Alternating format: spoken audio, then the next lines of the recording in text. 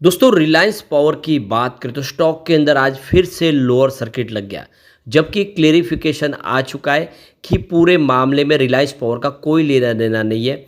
उसके बावजूद भी स्टॉक में लोअर सर्किट क्यों लग रहा है, इसके पीछे की वजह को इस वीडियो के माध्यम से जानने की कोशिश करेंगे। स्टॉक काफ़ी नीचे आ चुका है और आप देख ही सकते हो कि जो पॉजिटिव सारी बातें वो तो इसके साथ जुड़ी हुई है, सिर्फ एक निगेटिव खबर ने यहाँ पे माहौल बिगाड़ा है। अब स्टॉक काफ़ी नीचे आ गया, क्या इस लेवल पे खरीदारी करनी चाहिए या फिर अभी भी इसके अंदर पेन बाकी है, समझने की कोशिश करेंगे इस वीडियो के माध्यम से। सबसे जो बड़ी बात है कि रिलायंस पावर फॉसिल फ्यूल्स और नॉन फॉसिल फ्यूल्स दोनों में ही काम करती है कंपनी। कंपनी के विंड और सोलर प्रोजेक्ट भी है और जिस तरह से सरकार ने इस सेक्टर के लिए इस समय बहुत सारी स्कीमें लाई हुई है, आने वाले समय विंड एनर्जी के लिए टेंडर जारी होने वाले, क्या रिलायंस पावर कुछ धमाका कर सकता है? क्योंकि स्टॉक बहुत ज़्यादा अंडर वैल्यू है। इसके आईपीओ प्राइस 500 के आसपास था 2008 के समय, और उस समय आप देखें सेंसेक्स, और अब सेंसेक्स देखें तो कहाँ पहुँच गया है। उस हिसाब से इसकी जो प्राइस है वो भी बहुत ज़्यादा बढ़ सकती है। तो क्या ऐसे में हमें निवेश करना चाहिए या फिर अनिल अंबानी की इस कंपनी से हमें निकल जाना चाहिए, जानेंगे इस वीडियो के माध्यम से। लेकिन फ्रेंड उससे पहले, अगर आप पहली बार हमारे चैनल पे आए तो चैनल को सब्सक्राइब कर दीजिए, एक बेल आइकॉन दबा दीजिए ताकि जब भी नया वीडियो बने पहला नोटिफिकेशन आपको मिले। वीडियो पसंद आए तो लाइक से जरूर कीजिए। चलो फ्रेंड्स वीडियो स्टार्ट करते हैं। मैं हूँ आपका दोस्त एस बी दवे और हमारे अपने चैनल ऑनलाइन कमाई में आपका बहुत बहुत स्वागत है। तो सबसे पहले अगर हम निफ्टी एनर्जी की बात करें, इस समय लगभग देख सकते हो कि 2:30 बजे के आसपास का टाइम है। निफ्टी एनर्जी 43,606 के स्तर पर है, जहां पे 185 पॉइंट की गिरावट है, यानी 0.42% डाउन है निफ्टी एनर्जी। तो निफ्टी एनर्जी के गिरने का असर भी यहाँ पे देखने को मिल रहा है। ऑलरेडी इसका सेक्टर ही दबाव में, जिसकी वजह से लोअर सर्किट खुल नहीं पाया। और ये तो ऑलरेडी पहले से अगर आप देखें तो जब पैनिक सेलिंग शुरू होती है रिटेल इन्वेस्टर की तो जल्दी सर्किट नहीं खुल पाता है। तो आप देख ही सकते हो कि सुबह बाजार खुलते ही यहाँ पे लोअर सर्किट लग गया 31.11 पर। तो यहाँ पे देख सकते हो कि मौका ही नहीं मिला लोगों को कि यहाँ से कुछ करे, क्योंकि बाजार खुलते ही यहाँ पे डायरेक्ट लोअर सर्किट लगाए। और इसके पीछे जो सबसे बड़ा हाथ है वो है रिटेल इन्वेस्टर का ही। उनको अभी तक भरोसा हो नहीं पा रहा है, उनको लग रहा है कि यहाँ पे सब कुछ खत्म हो गया है, जबकि ऐसी कोई संभावना नहीं है।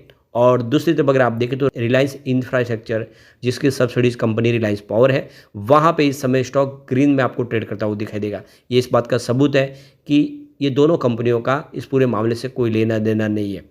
तो 206 के आसपास समय आपको स्टॉक दिखाई देगा, जहाँ पे 0.073% की तेजी है।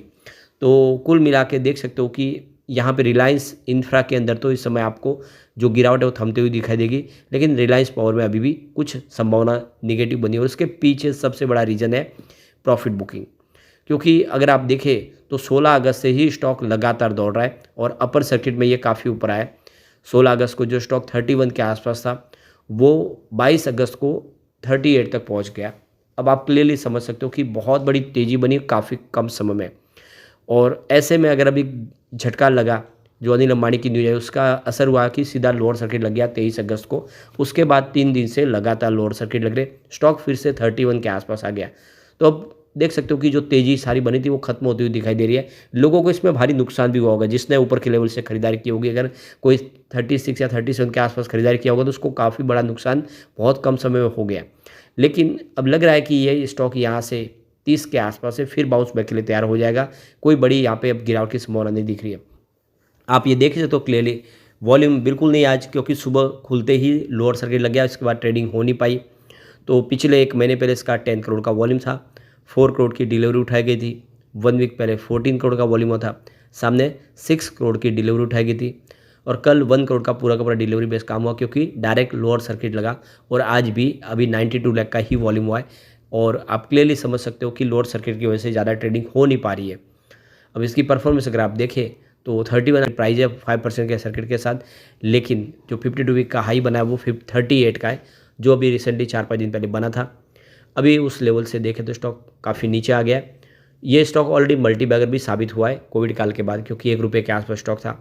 लेकिन जो इसकी ऑल टाइम हाई रेंज है वो है 499 की, जो कंपनी ने आईपीओ ऑफर किया था। तो आप देख सकते हो उस 500 की प्राइस से तो स्टॉक बहुत ही नीचे है। अब देखो कि पिछले 3 सेशन से लगातार गिरावट हो रही है, और इसके पीछे वजह कि सेबी ने अनिल अंबानी पे सिक्योरिटीज़ मार्केट में निवेश करने से, किसी भी प्रकार की कोई गतिविधि करने से रोक लगा दी है। 5 साल के लिए उनको बैन लग गया है। तो यहाँ पे देख लो कि 22 अगस्त को जब खबर निकल कर आई कि सेबी ने अनिल अंबानी पे बैन लगाया, उसके बाद से ही यहाँ पे 3 ट्रेडिंग सेशन में लगातार लोअर सर्किट लगे। परंतु ये जो बैन है ये अनिल अंबानी के ऊपर है और साथ में उनकी 24 अलग अलग जो कंपनियां हैं उनसे जुड़ी कंपनियों से ही बैन है। और वो रिलायंस होम फाइनेंस से संबंधित कंपनियां हैं जिनका ये पूरा मामला है, जिसमें कुछ फंड गलत तरीके से ट्रांसफ़र करने के आरोप लगे अनिल अंबानी पे और उनके मैनेजमेंट पे। और इसी वजह से अनिल अंबानी पर 25 करोड़ रुपए का जुर्माना भी लगाया गया है।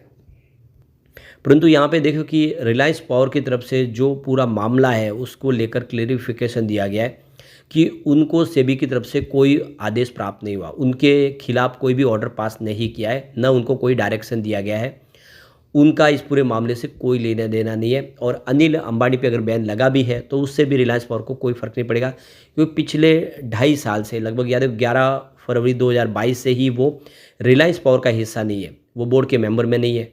तो ऐसे में उसका कोई संबंध नहीं है और इसीलिए जो अनिल अंबानी पे इस समय प्रॉब्लम है उसका भी कंपनी पे कोई असर नहीं होगा। तो ये क्लेरिफिकेशन के बावजूद भी यहाँ पे बिकवाली का जोर बना हुआ है, जबकि इसमें एक तरफ से देखें तो अब खरीदारी की जा सकती है इस लेवल पे, क्योंकि सबसे बड़ी बात है सेबी की तरफ से इस पूरे के पूरे रिलायंस पावर को इस तरह से क्लीन चिट ही मिले, एक तरह से उसमें मामले का कोई भी किसी प्रकार का कोई रोल नहीं है। तो रिलायंस पावर नीचे आ रहा है, उसके पीछे कोई मीनिंग ही नहीं हो रही है। वैसे अनिल अंबानी भी पूरे इस मामले को हल्के में नहीं ले रहे। उनका कहना है कि सेबी ने जो ऑर्डर पास किया उसके खिलाफ हम आगे लीगल एक्शन लेंगे और हम इस पूरे आदेश को अभी स्टडी कर रहे हैं, आगे हम अपने हिसाब से कार्रवाई करेंगे। तो उनके हिसाब से ये जो सेबी का आदेश है वो उनको मंजूर नहीं है। तो यहाँ पे देख सकते हो कि पिछले 4-5 ट्रेडिंग सेशन में लगभग 21% स्टॉक दौड़ा और इसके पीछे जो पॉजिटिव खबर थी कि अदानी पावर है 600 मेगावाट का जो बूटी बोरी थर्मल पावर प्लांट है महाराष्ट्र का नागपुर का, वो अधिग्रहण करने जा रहे हैं। और अगर ऐसा होता है तो ये जो बड़ी रकम है 2400 से लेकर 3000 करोड़ का एक बड़ा सौदा होगा, जिससे अगर आप देखें तो रिलायंस पावर बहुत सारी मुसीबत से बाहर निकल सकता है। तो रिलायंस पावर और विदर्भ पावर दोनों का मिलकर ये जॉइंट वेंचर्स के माध्यम से ये कंपनी बनाई गई थी, जो इस समय ऑपरेशनल मोड में नहीं है, वहाँ पे कामकाज बंद है। और उसको अगर एसेट को बेचा जाता तो रिलायंस को फ़ायदा होगा, जिसकी वजह से इसकी शेयर प्राइस भी बढ़ी थी। लेकिन उसके बाद में एक नेगेटिव खबर ने पूरा माहौल बिगाड़ दिया। लेकिन ओवरऑल अगर आप देखें तो रिलायंस पावर के लिए अपॉर्चुनिटी बहुत ज़्यादा है, क्योंकि पूरी तरह से डेट फ्री कंपनी हो चुकी है, रिजल्ट बेहतर आने लगे, ये स्टॉक आने वाले समय शानदार प्रदर्शन कर सकता है। अब एक बार हम इसके पिवट लेवल को भी चेक कर लेते हैं। यहाँ से अगर गिरावट होती है तो 33.27 का पहला सपोर्ट है, ये टूटा तो स्टॉक 32.06 तक ज़्यादा दिखाई देगा। और दोनों ही सपोर्ट आज टूट चुके हैं, ट्रेंड में स्टॉक 31 तक आ चुका है।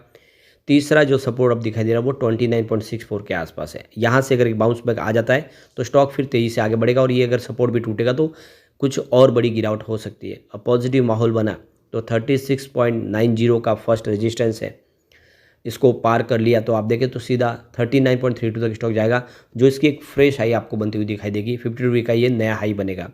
और जो तीसरा रेजिस्टेंस दिखाई दे रहा है वो 40.53 के आसपास, नए स्टॉक 40 को पार कर सकता है। और कुछ ब्रोकेज हाउस है जो ये कह भी रहे कि जल्द ही ये 40 से 45 हो सकता है। तो ऐसे में एक अच्छा मौका आ गया है डिप में खरीदारी का, क्योंकि स्टॉक लगातार दौड़ा था। अभी भी वो सारी पॉजिटिव बातें तो इसके साथ बनी हुई है और जो मामला निगेटिव था उससे कंपनी ने अपना पल्ला झाड़ दिया। उनका कहना है कि इस मामले से उनका कोई लेना देना नहीं है। ऐसे में रिलायंस पावर के गिरने का कोई मतलब नहीं है, स्टॉक में फिर तेजी की संभावना बन सकती है। तो ऐसे में लॉन्ग टर्म इन्वेस्टर के लिए अच्छा मौका है कि रिलायंस पावर में निवेश कर लिया जाए। लेकिन फ्रेंड, कोई भी इन्वेस्टमेंट करने से पहले अपने फाइनेंशियल एडवाइस बड़े ले ले या अपना खुद का रिसर्च करें, क्योंकि मैंने वीडियो आपके एजुकेशनल पर्पज़ के लिए ही बनाए। वीडियो पसंद आए तो लाइक शेयर जरूर कीजिए और चैनल को सब्सक्राइब कर दीजिए। Thank you friends.